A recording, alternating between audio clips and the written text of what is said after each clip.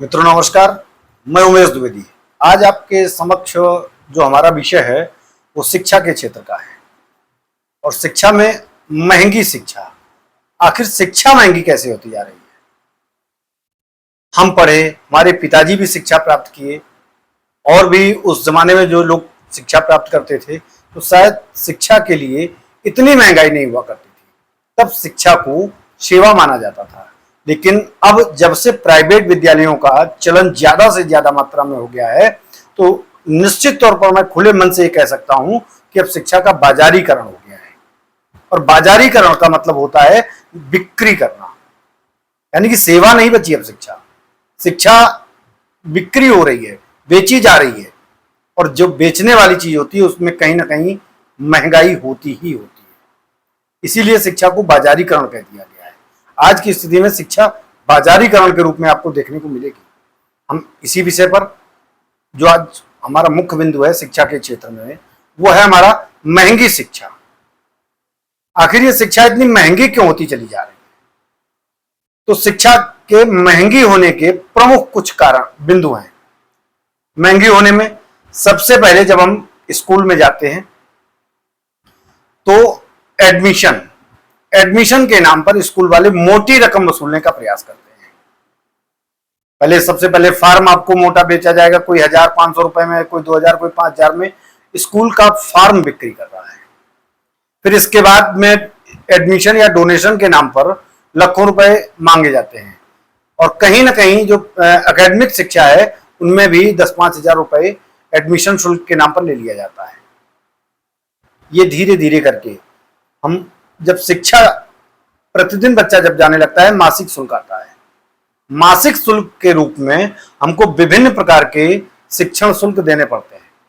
प्रतिमाह जो 2,000, 3,000, 4,000 रुपए स्कूल वाले फीस वसूलते हैं, आखिर वो किन किन रूप में हमसे फीस वसूली जा रही है?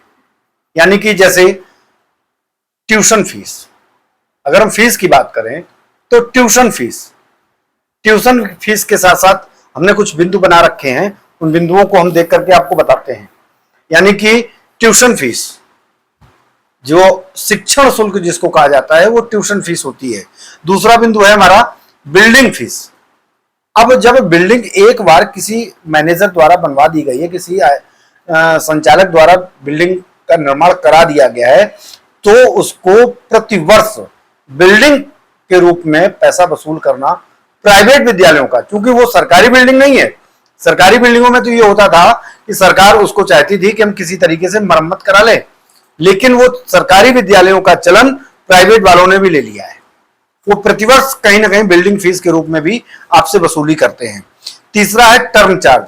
अब ये टर्म चार्ज क्या है? एक तरफ एग्जाम शुल्क भी ले रहे हैं और दूसरा टर्म चार्ज होता है। अब ये टर्म चार्ज के बारे में अगर पूछा जाए ये है क्या?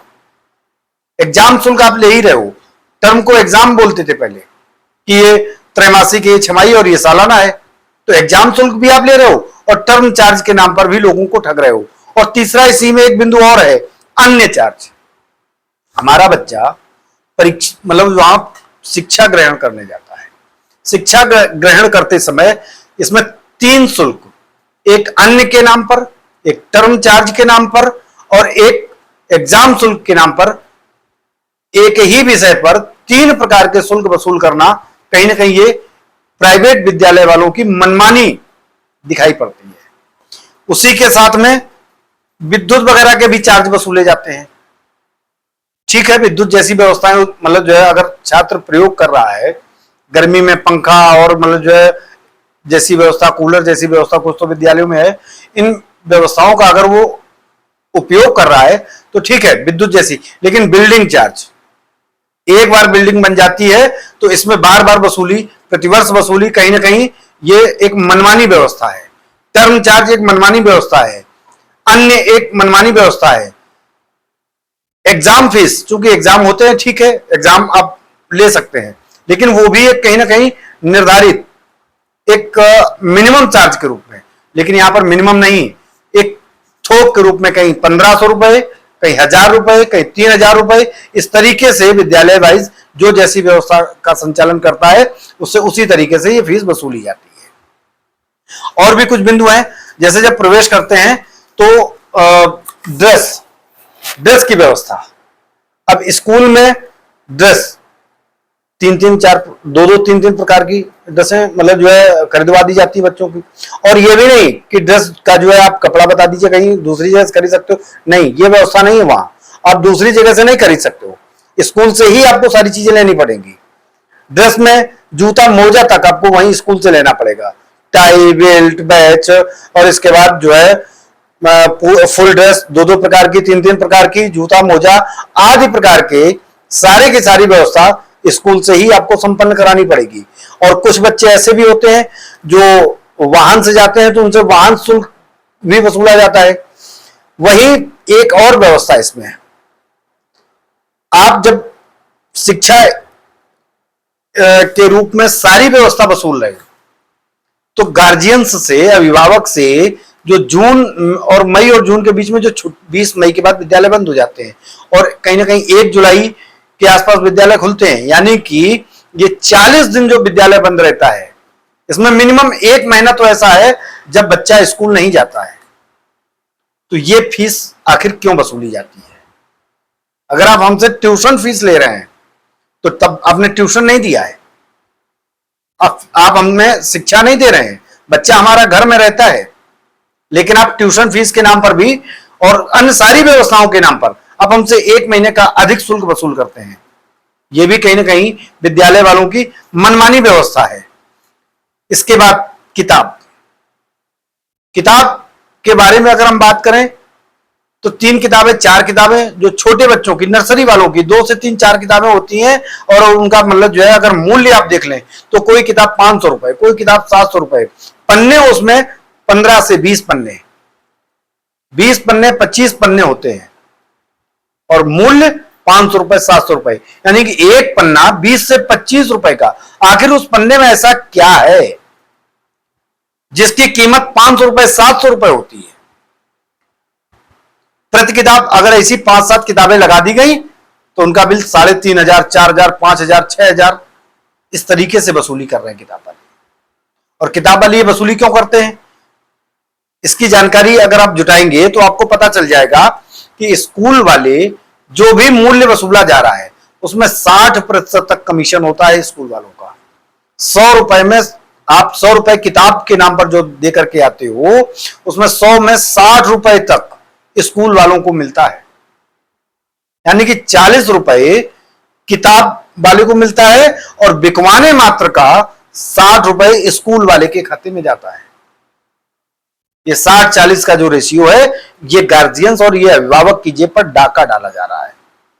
ये कमीशनबाजी के रूप में ही स्कूल कहीं ना कहीं ये महंगी शिक्षा होती चली जा रही है। स्कूल वाले अपनी मनमानी कीमत वसूल कर रहे हैं और यही कारण है कि गरीब के बच्चे इन महंगी व्यवस्था में शामिल नहीं हो पा रहे हैं। और प्राइमरी की ओर सरकार ध्यान नहीं दे रही है। प्राइमरी में शिक्षा नहीं, आपको मिड डे मील के नाम पर अध्यापक लूट करते नजर आएंगे। शिक्षा के नाम पर कोई कदम नहीं बढ़ाना चाहता है।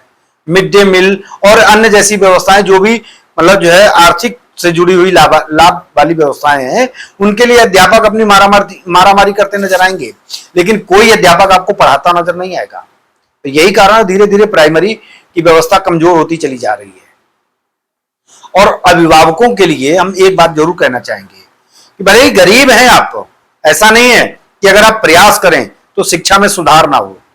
आप अपनी बात को लेकर के प्रिंसिपल से शिकायत करिए, वहां घेराव करिए, प्राइमरी विद्यालय के अध्यापकों का घेराव करिए कि आप यहां पर आते हैं और बैठ जाते हैं, पढ़ाई नहीं कराते हैं। आपने कभी शिकायत नहीं की होगी, बच्चा स्कूल आया और स्कूल से वापस घर चला गया, आप शिकायत नहीं करते हैं, और शिकायत ना करने का ही नतीजा है कि उन विद्यालयों में पढ़ाई शून्य होती चली जा रही है। और जो पैसे से सक्षम लोग थे, उन्होंने विकल्प के रूप में निजी विद्यालय चुन लिए। भले ही वो आज आर्थिक स्थिति के कारण अपने आप को ठगा हुआ महसूस कर रहे हो, शिक्षा भले ही उस लेवल की ना मिल पा रही हो, लेकिन एक स्टेटस सिंबल अपना बनाने के लिए निश्चित तौर पर वो प्राइवेट विद्यालयों का चयन कर रहे हैं। और प्राइवेट विद्यालय वाले इन्हीं सब चीजों का लाभ लेकर के, प्राइवेट विद्यालय वाले भी इन्हीं सब चीजों का लाभ लेकर के आपकी जेब काटने में कतई कोताही नहीं बरत रहे हैं। वो भी लगातार आपके ऊपर डाका डाल रहे हैं। और ये डाका डालना ही है, कि एक पन्ना 20 से 25 रुपए में बेचना, जिसकी कीमत 1 से 2 रुपए होनी चाहिए। महंगे से महंगा पन्ना अगर आप लगाओगे तो 2 से 3 रुपए में आएगा, और वो पन्ना आपको 25 से 30 रुपए, 20 रुपए, 25 रुपए, 30 रुपए, जो जैसा स्कूल है, स्कूल का मानक अगर आपने हाई कर दिया है तो उसके यहां किताब भी आपको 1000 रुपए की मिलेगी, जो किताब असलियत में 100 रुपए में तैयार, मतलब तैयार तो वो 25, 30, 40 रुपए में हो जाती है, जिसकी बिक्री वास्तविकता में 100 रुपए होनी चाहिए, वो किताब आपको कम से कम 1000 रुपए में बेची जा रही है। और 100 रुपए की मतलब कीमत वाली किताब जब 1000 में बेची जाएगी, 600 रुपए स्कूल वाले के पास चले जाएंगे, तो 400 रुपए वाले 400 रुपए तो मिनिमम एजेंसियों के पास, छापने वाले के पास वो पहुंचते हैं। ये कौन आपकी जेब कटवा रहा है? ये जेब कटवाने का काम भी जिनको आप शिक्षालय, शिक्षा का मंदिर बोलते हैं, वही लोग ये काम कर रहे हैं। यानी कि धीरे धीरे करके आप जिसको स्टेटस सिंबल मानते हैं, वहां उगाही के केंद्र आप वसूली के लिए माने जाते हैं, आपसे लगातार वसूली की जा रही है। वहां शिक्षा भले ही ना मिले, लेकिन निश्चित तौर पर मैं आपसे कह सकता हूं कि वहां अगर यही स्थिति बनी रही तो सब्जी पूरी भी स्कूल वालों के अनुसार ही आपको बच्चों को खिलानी पड़ेगी। और बहुतायत स्कूलों में ये व्यवस्था हो भी गई है, वहां से चार्ट बन के आने लगा है कि आप अपने बच्चे को ये खिलाइए। बस इतना बाकी है कि वो ये कहेंगे ये सब्जी भी हमारे स्कूल से खरीद करके ले जाइए, ये आटा भी हमारे स्कूल से खरीद करके आपको अपने बच्चे को खिलाना पड़ेगा। बस इतना सा ही बाकी रह गया है। और मैं आपसे निवेदन कर रहा हूं कि ये प्राइवेट विद्यालय वाले जहां कहीं पर भी वसूली हो रही है, इनका भी तो विरोध करना शुरू करिए। इनसे भी आप पूछिए कि शिक्षा के नाम पर आप कर क्या रहे हैं? आप शिक्षा बेच रहे हैं कि शिक्षा का सेवा भाव? हम मान रहे हैं आपने पैसा लगाया, बिल्डिंग बनाई, सारी चीजें की हैं, तो एक निर्धारित क्रम, उसका एक निर्धारित शुल्क कर लीजिए। ऐसा नहीं है कि 4000 रुपए फीस के बाद आप किताबें भी 10,000 रुपए की बेचेंगे, आप ड्रेसें भी 2-2, 3-3, 4-4, और वो भी स्कूल से ही बेचेंगे। ये कहीं ना कहीं लूटने की व्यवस्था है। मित्रों, शिक्षा के क्षेत्र में अगले कुछ बिंदुओं को लेकर के हम आपके समक्ष जरूर हाजिर होंगे। और हम आपसे निवेदन कर रहे हैं कि हमारे इस वीडियो को देखने के बाद आप अपने विचार भी हमें जरूर साझा किया कीजिए। हम आपके विचारों को भी लेकर के आपके समक्ष हाजिर होंगे और उन विचारों पर भी चर्चा करेंगे। आपके विचार जब हमें मिलेंगे तो कहीं ना कहीं हमारा उत्साह बढ़ेगा। हम सारी चीजों को लगातार आपके समक्ष रखने का प्रयास कर रहे हैं। और एक बात हम बार बार आपसे कह रहे हैं कि जो प्राइमरी स्कूल हैं, उनकी दशा सुधारने का काम जरूर करिए। आप उनसे जरूर मतलब ये पूछने का काम करिए कि आखिर इस विद्यालय में शिक्षा क्यों नहीं दी जा रही है, प्राइमरी स्कूल में शिक्षा का स्तर क्या है, जानने का प्रयास करिए। आप अपने बच्चों से पूछिए कि जब आप स्कूल जाते हैं तो अध्यापक आपको कितनी देर पढ़ाते हैं और कैसे पढ़ाते हैं, क्या क्या पढ़ाते हैं। जब 2 बार 4 बार अपने अध्यापक अपने बच्चे से पूछेंगे और अध्यापक की शिकायत मिलेगी, और अब 2-4 बार जब आप शिकायत करेंगे तो निश्चित स्कूल में सुधार होगा। वो ये नहीं चाहते हैं कि हम आपको पढ़ाएं ना, लेकिन निश्चित बात है जितनी स्वतंत्रता आप देते चले जाएंगे उतनी ही वहां मक्कारी बढ़ती चली जाएगी। इसलिए आप स्वतंत्रता मत दीजिए। आपका अधिकार है पूछना। आप अपने बच्चे के भविष्य के लिए उस अध्यापक से पूछ सकते हैं कि आखिर आप जब शिक्षा देने के लिए आते हैं तो जो मूल कार्य है आप उसको क्यों नहीं कर रहे हैं। इन्हीं सब बिंदुओं के साथ हम आपके समक्ष पुनः हाजिर होंगे। मित्रों, नमस्कार।